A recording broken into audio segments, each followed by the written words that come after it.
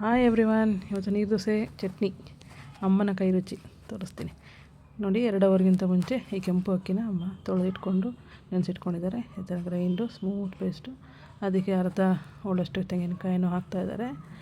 ನೀರು ಹಾಕಿ ಚೆನ್ನಾಗಿ ರುಬ್ಕೊಂಡು ಅದ್ರ ಜೊತೆಗೆ ಅಕ್ಕಿನ ರುಬ್ಕೊಂಡಿದ್ದಾರಲ್ಲ ಅದ್ರ ಜೊತೆ ಮಿಕ್ಸ್ ಮಾಡಿ ಉಪ್ಪು ಹಾಕ್ಕೊಂಡು ಚೆನ್ನಾಗಿ ಮಿಕ್ಸ್ ಮಾಡ್ಕೋಬೇಕು.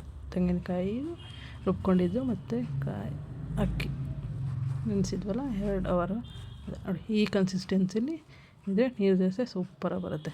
ಹಂಚಿಟ್ಕೊಂಡಿದ್ದಾರೆ.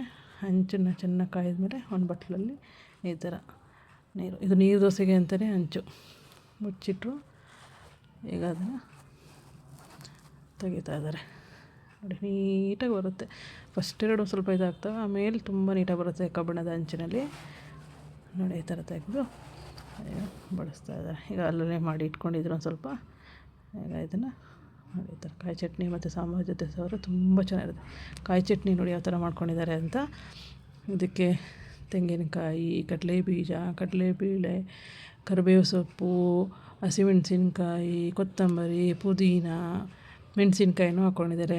ಒಣ ಮೆಣಸಿನ್ಕಾಯಿ ಎಲ್ಲನೂ ಚೆನ್ನಾಗಿ ಹಂಚಿನ ಮೇಲೆ ರೋಸ್ಟ್ ಮಾಡ್ಕೊಂಡಿದ್ದಾರೆ. ಅದನ್ನೆಲ್ಲ ಮಿಕ್ಸಿ ಜಾರ್ಗೆ ಟ್ರಾನ್ಸ್ಫರ್ ಮಾಡಿಕೊಂಡು ಅದಕ್ಕೆ ಸ್ವಲ್ಪ ಕಡಲೆ ಹಾಕೋತಾರೆ, ಹುರ್ಗಡಲೆ ಅಂತೀವಲ್ಲ ಅದನ್ನು ಒಂದು ಅರ್ಧ ಕಪ್ಪಷ್ಟು, ಒಂದು ಸ್ವಲ್ಪ ನೀರು, ಆಮೇಲೆ ಹುಣಸೆ ಹಣ್ಣು, ಶುಂಠಿ ಹಾಕ್ಕೊಂಡು ಇದನ್ನು ಸಣ್ಣದಾಗಿ ರುಬ್ಕೋತಾರೆ.